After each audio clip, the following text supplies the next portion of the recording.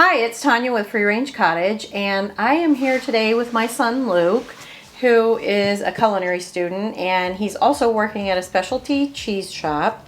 And so we're going to do a charcuterie board today, and we're just having kind of a laid-back Sunday afternoon. We went and ran some errands, but he brought some stuff home from the shop and was going to put a board together for us. So he was so happy to know that we were going to video.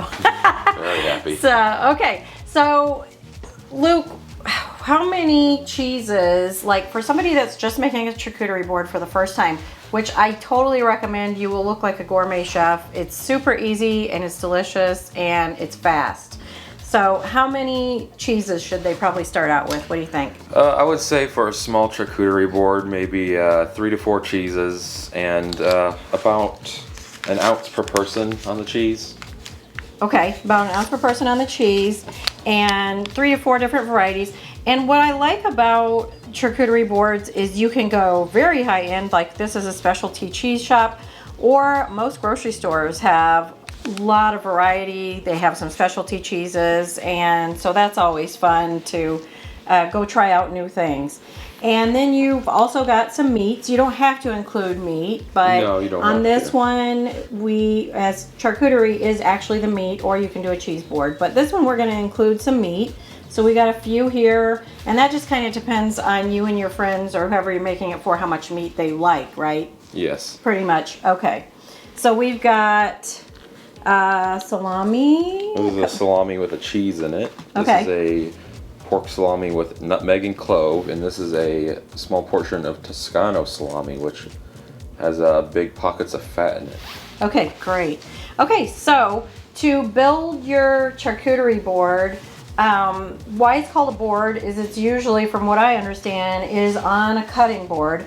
And we have a marble one. You don't have to have anything fancy. We've done them on stoneware platters or just whatever cutting board you have, plates, whatever. You don't have to have anything special, but once you do it, you might want to be on the lookout for charcuterie boards because it's kind of fun to, especially if you're doing it for a crowd, to get a really big board and just load it up, and it's just really beautiful. So you want your meats, your cheeses. We've got some fruit, and also at the shop you use dried fruit, don't you? Dried fruit. Dried fruit. We've got some nuts. These are caramelized pecans. We've got some fig spread. You could use jam spreads, right? And then we've also got stuffed green peppers with chorizo. Oh gosh, I can't wait to try those. And then we've got red pepperdew peppers. Those look great. So your pickled items are always big on charcuterie boards, right? They are. A lot of times you include that. And then we've got this a mousse. I can't even pronounce that, but it looks good. Duck liver and pork mousse. That looks great. So, and then you want to include some kind of crackers or bread, and this is just a sort of a baguette that you toasted, right? Yes, you it's, put it in the it's oven. sliced toasted baguette. Okay, so because you want a little bit of crunch there. Mm-hmm. Okay, so let's go ahead and build this board. And we're just making it for the 3 of us today, but like we said, just depending on how many people you're serving is how big you would make it. So go ahead, what would we put on first? So first, I'll open the fromage de fenouil. We're probably slaughtering the French names, Most but... likely. And what kind of cheese is this one? So this is a brie style. Okay, I was going to ask you if brie is a good one to put It is. on a board. So I'm just So going to I put it love whole. brie. So okay, so is that a normal thing to do? Is put it whole, and do you serve Usually the it soft ones you would put them whole and have like a spreader of sort, like a little, like a basically okay. a butter knife. Okay, cool. You'd be able to spread it on the baguette breads, crackers, Okay. whatever you want. Okay. All right. So we've got a brie type of cheese. What else do we have? We have boucheron, Which is, what is that? which is a soft goat cheese. Okay, so we've got a couple of soft cheeses. Whole also, or Yes. will you go ahead and cut that? Okay. There we go. So one thing you can do with some soft cheeses, like blues are pretty soft, you can either put them whole and dress them up with, let's say, honey or caramel. You can crumble blues too. Unfortunately, Okay. we don't have a blue here to show. Okay, and this is something I always wondered about the brie and the soft cheeses. you eat this part, Yes. correct? Okay, so Yes, you that can is- eat the rind on Yes, those. that's just a type of mold for the aging of the cheese. Okay. And it's harmless. Totally You can edible? eat it. Okay. That's And good to sometimes know. they even have a flavor like the boucheron has. The outside of it has a nice, like, kind of tart flavor. Okay. And so what is this kind? So this next one is a Barber's Reserve cheddar. Okay, a cheddar is probably a good one to put on for your less adventurous people that are eating your charcuterie. They'll recognize cheddar, right? Yep. Okay, so that's a good one. And even then, this is still kind of an adventurous one. It's an aged cheddar. It's got some little crystals in there from aging, which is from the lactic acid. Okay, So and they give it just a little bit of a crunch or something, They do. don't they? Okay. They do. So they're perfectly fine to eat. They taste great. Okay. I'm just gonna slice this into chunks. Okay. And is there any rule of thumb of how you're wanting to slice it? Do you want mostly kind of like bite-sized finger food, or? Usually you kind of want bite size, yeah. Like even Okay. then I could cut these in half and they'd still probably be good. Okay. And you can even try to do different cuts with them, make them into like triangles or something fun. Yeah, you can get as fancy as you want, or just keep it as rustic and simple as you want. So I'm just gonna grab this whole stack. And I'm They just gonna, all look artistic because of the way it's arranged on the board.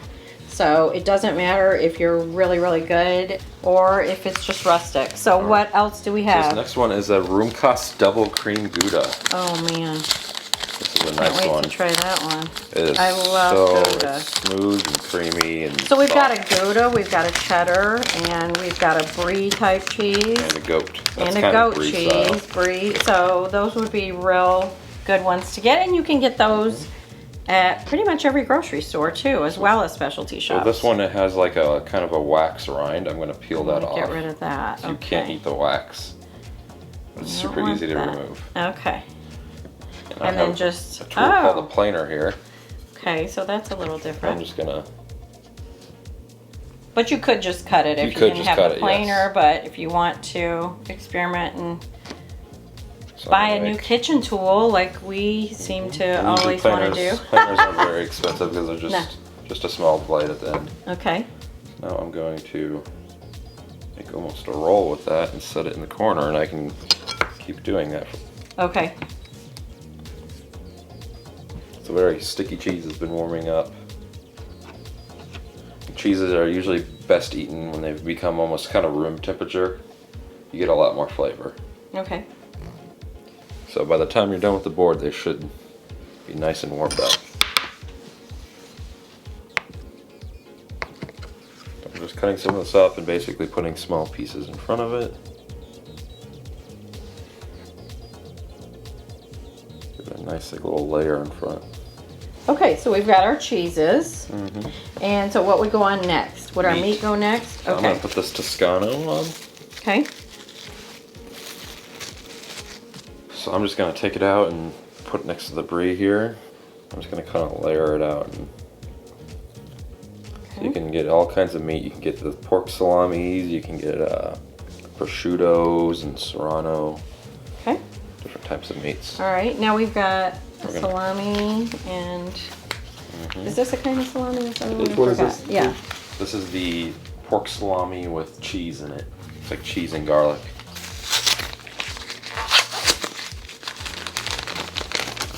It smells delicious. Oh I wow. bought and have a mold on them. Wow. So they're aged like that. And it's got this string. So with the Toscano I put on, the mold was already removed because I did that Okay. when I cut them. This one. Okay. This one is simple enough. You just have to cut that out, and then I just cut the end off usually. And you can just kind of get a knife in there and cut the mold a little bit and rip it off. A little bit of work. Alright. So I'm just gonna slice a few pieces of this. Wow. That looks nice. There's some nice thick cut pieces on this one. Normally if I had a meat slicer, you could just kind of shave it thin like this, but I'm keeping these thick. Okay. Kind of just you kind of just want to layer a lot of your stuff on the board.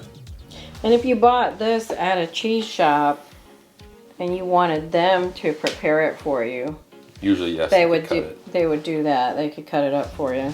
Usually, yes. Your meats and cheeses. If it's a specialty shop or somewhere like that. So you could just have everything ready to go and just lay it out on the board.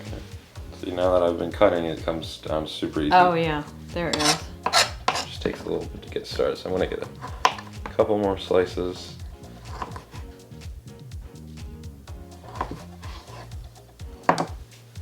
Make another layer up front. Okay. All right.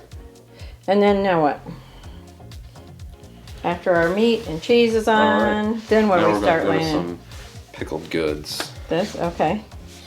So we have the red peppadew peppers. They're kind of sweet, not really spicy. Okay. I'm just gonna grab some of these and start placing them.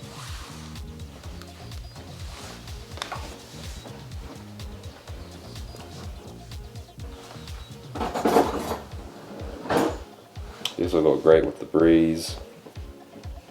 And Can I put something on? so Where would I put it? It's Put it awful big. Okay. right there. And would I keep these together or move them around? Like Move put them around, some go on, here? Move them around. Whatever you want.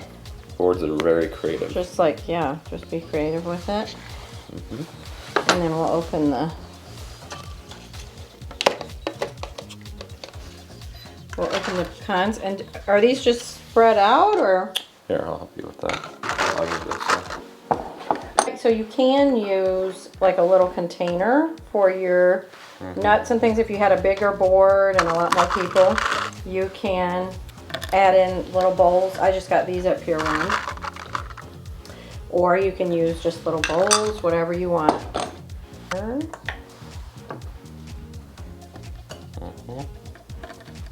Just kind of place things where you can. And it's kind of important to, especially with a really big one, you want to build it in place. Wherever you're going to serve it, you're probably going to want to build it right there, especially if you're doing a lot of loose pieces like this. Because trying to pick a really big board up is going to be a disaster. That's going to go all over. All right, last thing we have is the mousse. And the jam, of course. And then the jam. So I'll put the jam on. And then how would you serve this with like little small plates? Yes, I would. Just give everybody Like a small fork. plates. Just a And then would plate. you have the tongs and that kind of thing? Usually not the tongs. That's kind of finger What do food. you use? You just go with your Yep, fingers. you have a spreader for the brie. Spreader for the brie. But if it was a large crowd, honestly, I would have tongs because I really don't want people touching all my stuff. So, but just whatever works for your crowd, for who you're having. You know who you're having. Today, just our family will be using our fingers, I'm sure. So I'm just gonna set this kind Yeah, of. and then I'm gonna just- push that in That's just a little really bit. cool. I'm just gonna give this a gentle push, not to squish it, but just to make a little Okay. bit of room. That looks nice. And then your bread would just be on a separate plate. Yep, you can either, if you have enough room, put it on the plate, or take it over Just here. put it and on a separate plate. Okay, beautiful. Just kind of. Okay, so get that from above. Okay. Oh, you still gotta put that. Where's the room for that? I think we underestimated our amount of food we had. We have quite a bit of cheese, but we can find a spot maybe. Maybe it'll go on the plate with the bread. Yeah, we may put that on the plate. Okay, I'm just gonna take it and get out of its container. Ooh, thank you. Okay. So there you have it. There's our charcuterie board that we're gonna dive into this afternoon. It's beautiful. It's great for any kind of gathering that you have. And if you like home and DIY and all this kind of good stuff, then don't forget to subscribe. We've got so much stuff planned for 2020. And thanks for watching. And now we're gonna eat. So we'll see you later.